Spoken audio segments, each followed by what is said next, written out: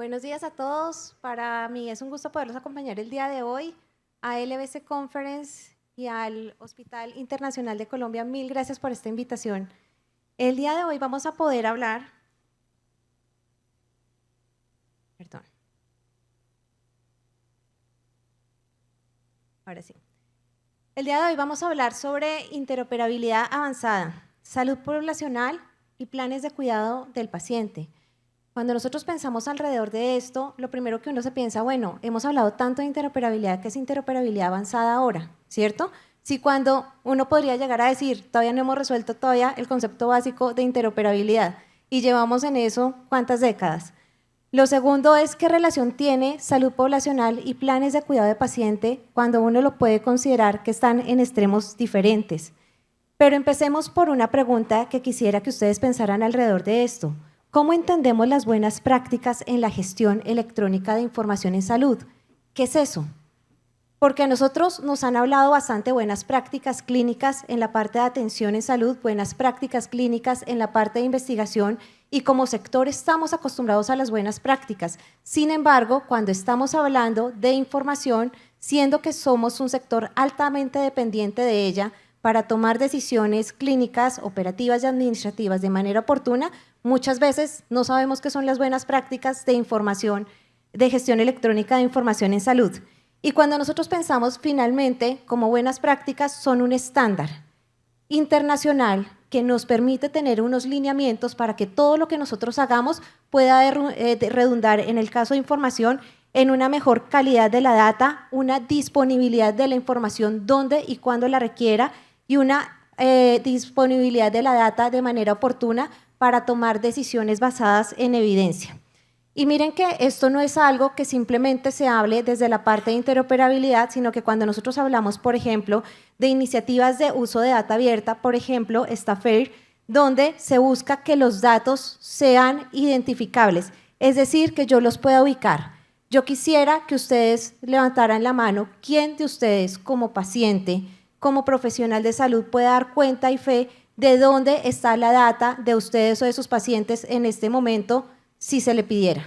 ¿Quiénes han tenido acceso a eso? ¿Quiénes la conocen y demás?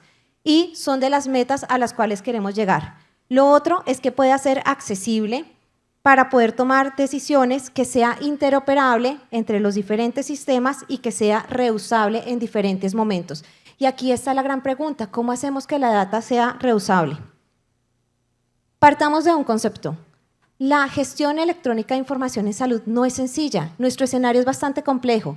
Normalmente cuando nosotros pensamos en salud, siempre hablamos de la promoción, de los diferentes modelos de atención a través de la prevención, ya sea primaria, secundaria o terciaria, pero cuando nosotros estamos pensando alrededor de esto, también se articulan diferentes ecosistemas, microsistemas más relacionados con el paciente, la familia, los profesionales de salud que están al cuidado de esas personas, unos de esos sistemas donde se articulan las organizaciones con sus protocolos, planes de atención, manejo de eventos adversos, investigación, y unos macrosistemas que responden más a lineamientos nacionales, gestión epidemiológica de salud pública, que busca de una u otra manera sacar políticas y normativas en los procesos de atención. Pero hagamos un zoom y no paremos simplemente en los ecosistemas. Veamos un poco lo que estábamos hablando el día de hoy, planes de cuidado y salud poblacional.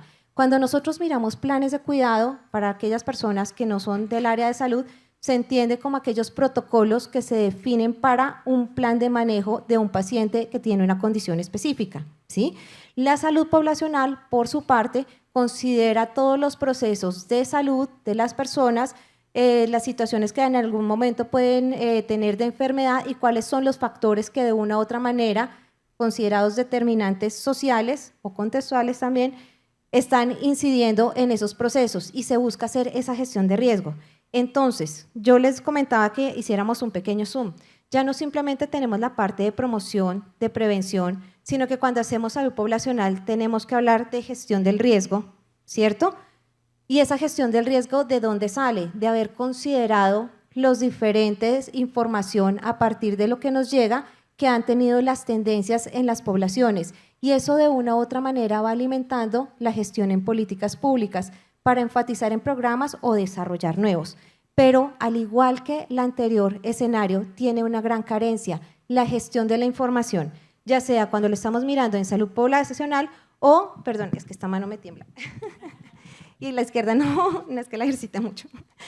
Y cuando estamos mirando cuáles son las diferentes funciones que tenemos, por ejemplo, ya sea en los roles como pacientes, lo que acompaña, por ejemplo, a los profesionales de salud, cómo esto se va articulando o responde a alineamientos organizacionales que de una u otra manera han salido de programas de entes gubernamentales y por ende nacionales.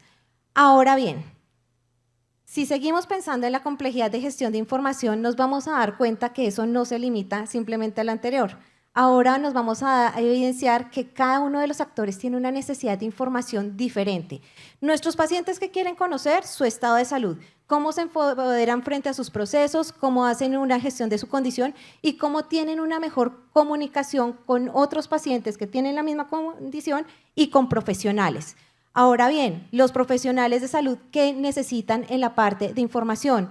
Tener información de manera oportuna para hacer una mejor atención clínica y gestionar de manera más segura la atención que se le haga. Importante, una información que sea suficiente y coherente. Y ahí es donde nosotros empezamos como sector a decir, tenemos información suficiente y coherente cuando miramos muchas veces nuestras historias clínicas, más o menos. Ahora bien, las organizaciones, ¿qué necesitan? Ellos no simplemente necesitan mirar cómo gestionan su población, sino también cómo responden a necesidades operativas, administrativas, financieras, cómo hacen un relacionamiento con terceros, sean organizaciones o entidades gubernamentales u otras organizaciones de países, y también cómo se va alimentando y se va apoyando ese sustento estadístico y epidemiológico que tienen la responsabilidad de hacer. Y finalmente el gobierno tiene otra perspectiva mucho más macro, que es cómo gestionamos esas estadísticas poblacionales, ¿cierto? Entonces, ¿para qué sirve esto? Para darnos cuenta que nuevamente tenemos una carencia en la parte de la disponibilidad y la calidad de la información. La gran pregunta es ¿cómo lo resolvemos? ¿Sí? Y frente a esto, entonces vamos a mirar cómo se ha resuelto hasta el momento. Hasta el momento podemos decir que se ha hablado de la parte de interoperabilidad, un concepto que no es reciente. Teóricamente se dice que es la habilidad de dos o más sistemas para intercambiar la información y hacer uso de la información que se intercambia. Pensemos en el siguiente escenario. Esto puede ser un servicio, pueden ser organizaciones de salud, pueden ser diferentes departamentos dentro de un país. El escenario es tan flexible como ustedes lo quieran considerar. ¿Y cómo se han venido resolviendo los problemas de intercambio? Es decir, simplemente intercambiemos y usemos con el desarrollo de interfaces. Sin embargo, el desarrollo de interfaces no tiene un crecimiento de tipo lineal.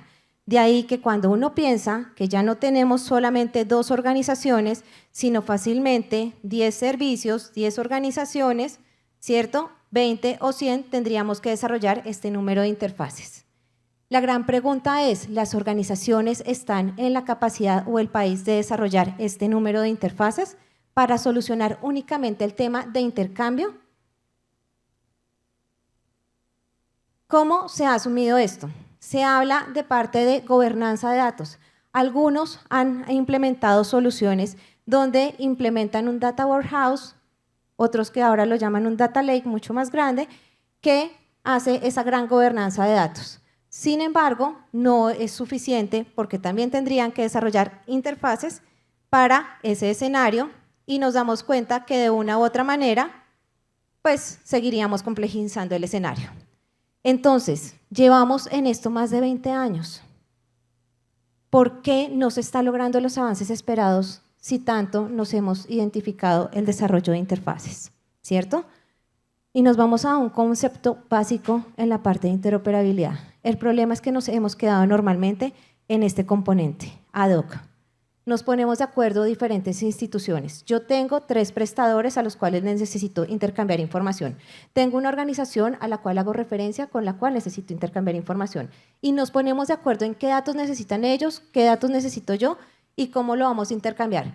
cada uno con su modelo de bases de datos relacional, como bien lo ha considerado, con las codificaciones como las ha considerado, y con cada uno hago una interfaz específica. ¿Y qué pasa con esto? Al inicio uno piensa que es sencillo y que salimos rápidamente del problema. Sin embargo, con el tiempo se va complejizando el escenario. Va a generar limitaciones de tipo funcional, de escalabilidad, va a generar un alto riesgo de ser una solución heredada y una alta dependencia a una persona o proveedor. Y eso no es costo eficiente tampoco a largo plazo. Otra de las situaciones ha sido una posición dominante por parte de la industria. Yo soy un gran proveedor tecnológico, digo cómo se debe manejar y de una u otra manera vuelve y cae un poco en estas dificultades. Otro ha sido imposiciones de tipo gubernamental que no consideran el uso de estándares. Para resolver un escenario, saco una normativa, especifico cómo me deben mandar esos datos y muchos de ustedes se ven enfrentados a que tienen que mandar más de 200 reportes normativos, que muchos de ellos tienen la misma información, pero la tienen que intercambiar en un formato diferente, con una codificación diferente y nunca es reusable, ¿sí? No necesariamente siempre. Por eso es que hablábamos de las buenas prácticas. ¿Cómo hacemos una mayor costo eficiencia? ¿Cómo ahorramos tiempo, procesos y hacemos esto mucho más rápido en el avance? Y para eso está el uso de estándares consensuados. Ahí es donde se recomiendan el uso de estándares internacionales. Así como profesionales de salud sabemos cómo se debe dirigir un proceso de investigación, cómo se debe atender un paciente con infarto agudo de miocardio, ¿cierto? ¿Cómo hago un abordaje en un paciente con VIH? Independiente de que se hagan algunas modificaciones según la organización, hay unos lineamientos, eso es lo que brinda el uso de estándares internacionales. Precisamente porque ha sido desarrollado como buen estándar por diferentes actores que representan las necesidades de cada uno de los entes, se ponen de acuerdo, sacan los lineamientos, los adoptan, los mejoran y de una u otra manera esto se va volviendo normativo y adaptable por la industria. ¿Qué pasa con Colombia? Miren esto. Lean esta definición. Y lo interesante es que esto se dijo en el 2014. La gran pregunta es, ¿hemos cambiado o seguimos un poco igual? Cuando decimos que nuestra información aún sigue desarticulada, deriva en sistemas inconsistentes, redundantes, poco efectivos y con datos fragmentados o con silos de información. La única aspecto que nos damos cuenta es que como a nivel mundial también estamos creciendo en el mismo proceso, porque a nivel mundial seguimos con ese mismo reto. Se dice que la información en salud realmente menos del 90% está siendo óptima y de calidad para su aprovechamiento. Y los datos simplemente son útiles cuando se convierte en información significativa. ¿Qué es una información significativa? Que tenga alta calidad en su data, que permita una comunicación o un flujo de información mucho más viable y que use estándares. Dentro de esto, vamos a empezar a ir dejando unas conclusiones parciales, porque es importante considerar lo siguiente. Cuando nosotros hablamos de salud, estamos inmersos en múltiples procesos. Ya lo vimos en los diferentes niveles, desde pacientes que tenemos desde procesos que tenemos con nuestros pacientes hasta procesos gubernamentales, no necesariamente iguales, sí complementarios.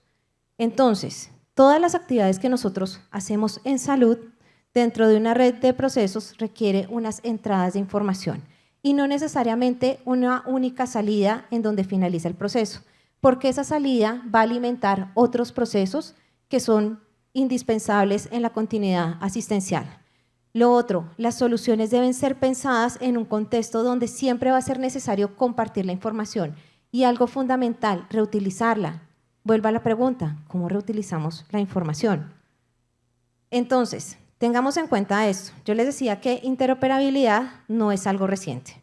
Se viene hablando de esto desde el año 60, cuando tuvimos esos pequeños escenarios de interoperabilidad. ¿Cómo intercambiábamos información entre un dispositivo biomédico y un sistema, por ejemplo, de laboratorio, ¿cierto? Se hacía a través de comunicación serial, se intercambiaban algunos paquetes de datos y a lo largo del tiempo ha ido evolucionando hasta llegar a un paradigma de arquitectura orientada a recursos.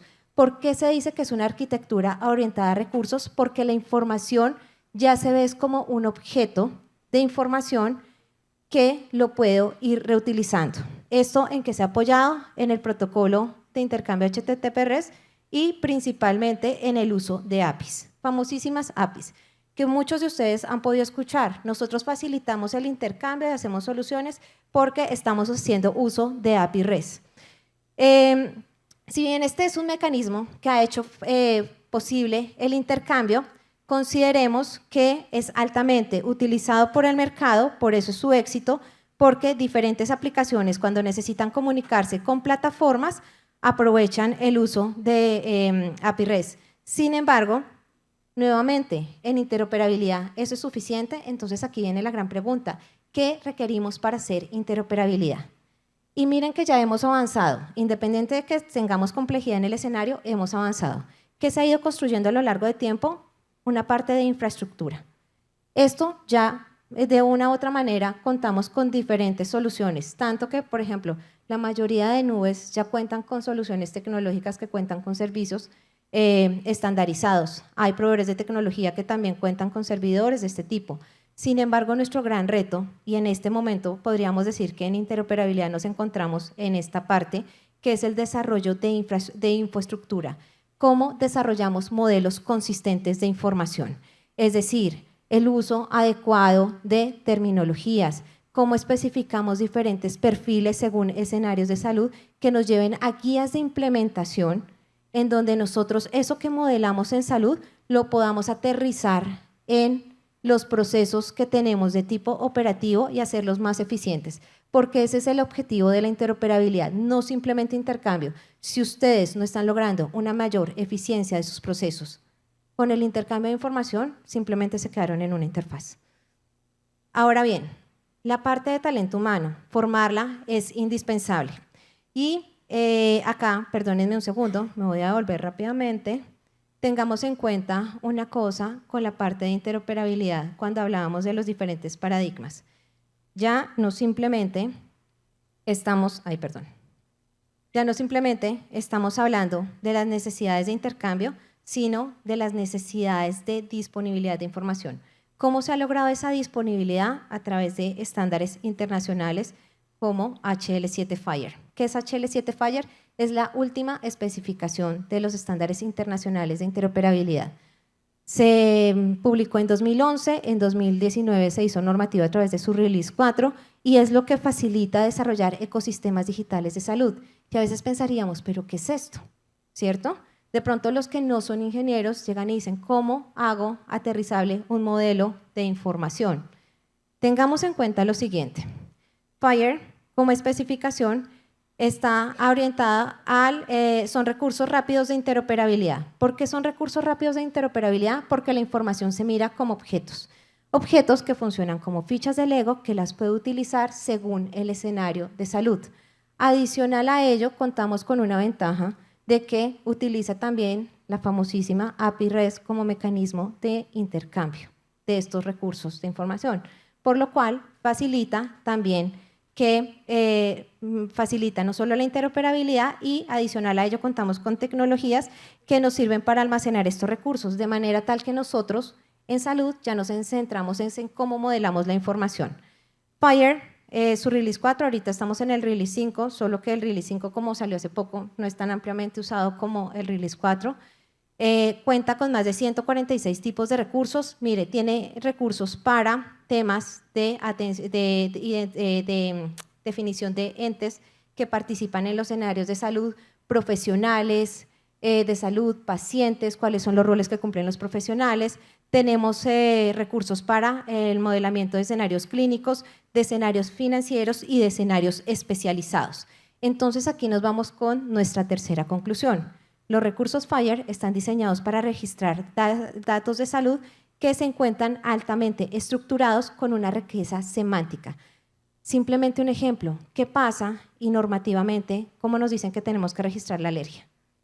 Decir si tenemos una alergia, sí o no, ¿cierto? Se puede dejar un campo de texto para que el profesional de salud evolucione qué tipo de alergia es y con eso es suficiente. La gran pregunta es, ¿un alergólogo, si necesitara tomar una decisión, eso sería suficiente para saber cómo va a ser un abordaje clínico con su paciente? Necesitaría saber qué tipo de reacción tiene, con qué severidad se le manifiesta y demás. Y esa riqueza semántica precisamente ha sido considerada dentro de estos recursos de información. Ahora bien, nos vamos a un ejemplo. Esto simplemente para que lo consideren rápidamente. Nuestro caso es los pasajeros de un mismo vuelo que llegaron hace 5 días de un destino internacional están presentando una sintomatología atípica a los virus respiratorios conocidos hasta el momento. Creo que este escenario es bastante conocido por nosotros, ¿cierto? En espera de los resultados del laboratorio y evolución del cuadro sintomático, las personas han sido aisladas en sus casas, por lo cual se les recomienda reposo, tomar bastantes líquidos y tomar acetaminofén 500 miligramos cada 12 horas.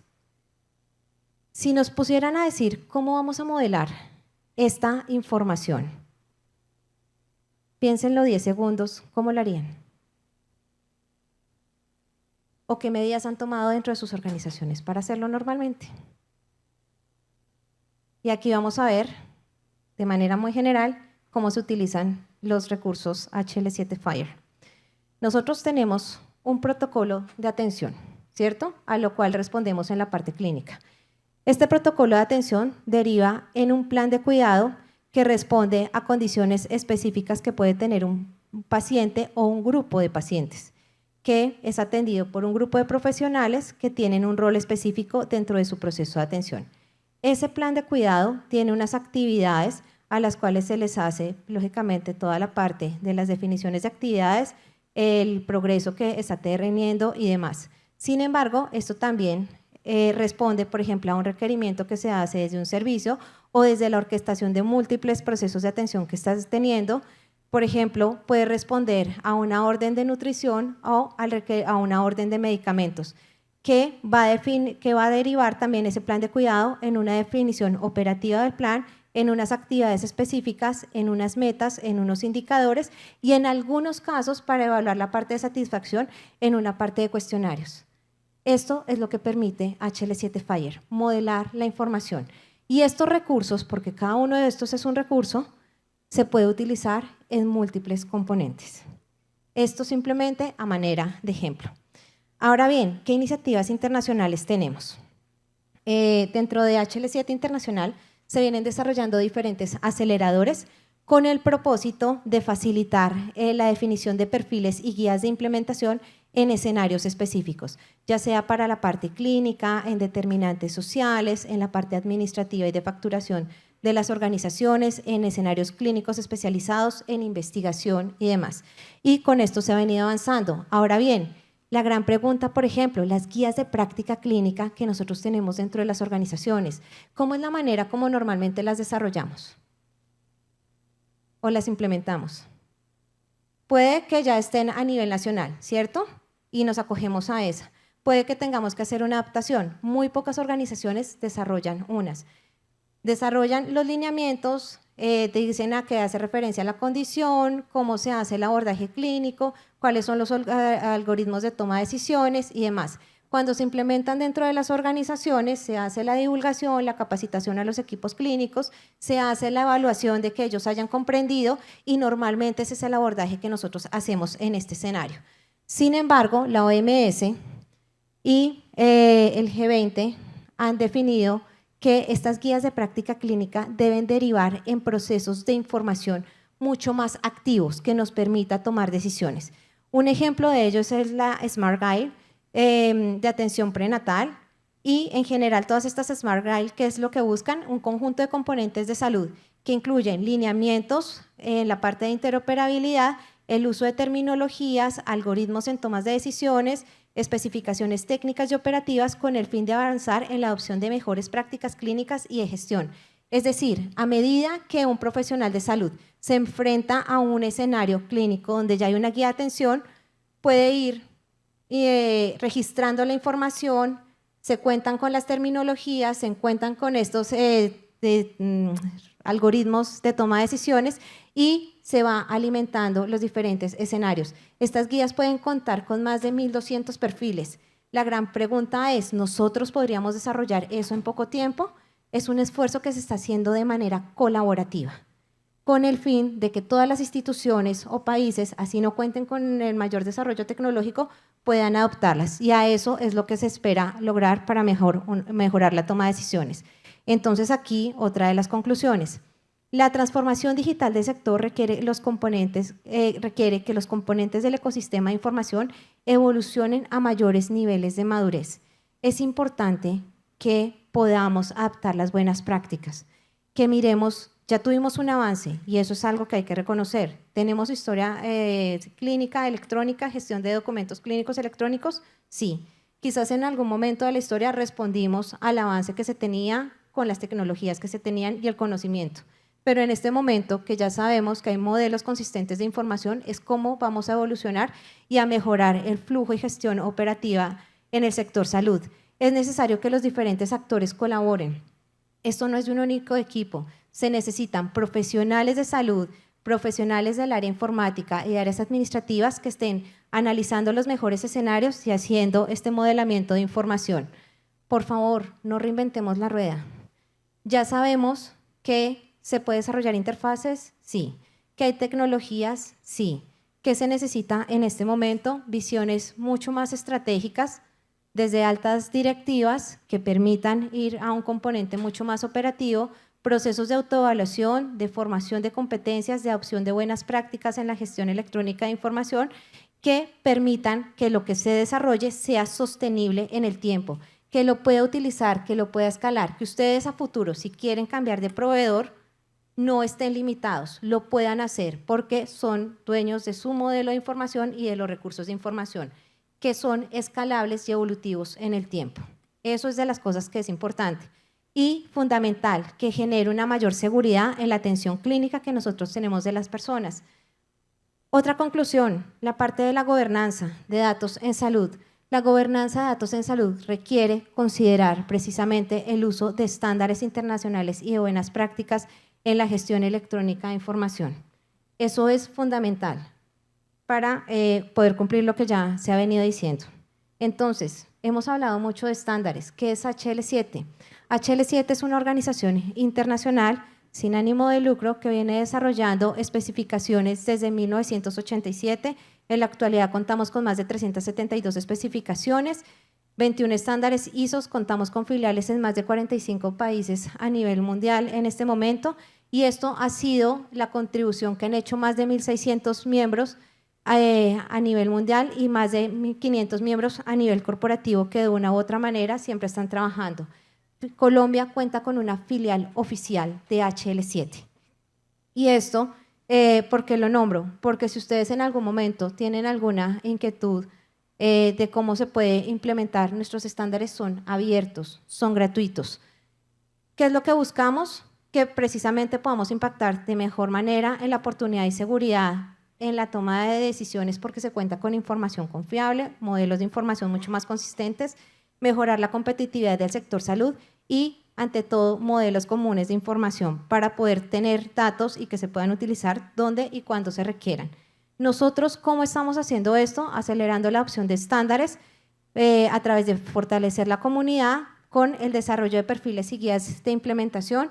Estos procesos son abiertos, si quieren colaborar, pues bienvenidos también, porque la idea es que como país podamos ir desarrollando diferentes perfiles y guías de implementación que otras organizaciones en algún momento requieran utilizar y ya se han avanzado en escenarios. Con esto a que voy la invitación, cuando nosotros pensamos en perfiles y guías de implementación, en el país lo primer referente es la 866, famosísimo RDA. ¿Qué pasa con ese RDA? Fue concebido para un nivel normativo de Estado y de gobierno. La gran pregunta es, ¿para ustedes como organizaciones en su parte clínica y operativa es suficiente esa información? Entonces tenemos que desarrollar escenarios, interoperabilidad de varios escenarios y la manera es que lo podamos desarrollar de manera colaborativa. ¿Qué más se hacen? Verificaciones de conformidad. Verificaciones de conformidad es que muchos dicen no hago uso de estándares HL7. Perfecto, si en algún momento tienen una duda, hay mecanismos en los cuales ellos se han presentado tanto nacional como internacionalmente, cuentan con especificaciones de conformidad o se puede hacer esta verificación. Se hace acompañamiento para la transferencia de conocimiento. Cada uno es el mejor conocedor de su escenario en salud, son los expertos. Entonces, se hacen procesos de transferencia donde se dan unos lineamientos básicos de uso del estándar para que desde los equipos clínicos, que son los expertos, puedan hacer adopción y replicar estos escenarios de uso de estándares según la necesidad de las organizaciones. Hacemos procesos de comunicación del uso de los estándares, de formación y de certificación de competencias. Estamos en un proyecto donde en Latinoamérica solo hay 8 personas certificadas, por ejemplo, en HL7 Fire. 2 de ellas están acá en Colombia y queremos que haya más personas certificadas, porque en la medida que conozcamos estas buenas prácticas se pueda desarrollar y acelerar estos ecosistemas de información. Por último, en mis 30 segundos que me quedan, quería también informarles que el 27 y el 28 y 29 de agosto vamos a tener un evento de interoperabilidad. Son 2 días netamente en interoperabilidad. Va dirigido tanto para alta gerencia como para aquellos influenciadores. Influenciadores, ¿quiénes son? Los equipos operativos, desarrolladores, tanto informáticos como profesionales de salud. Hay procesos de formación de competencias y de conocimiento en el uso de estándares HL7 Fire, como de actualización de las nuevas tendencias de lo que se está haciendo a nivel mundial. Muchas gracias y si tienen alguna duda, con el mayor gusto.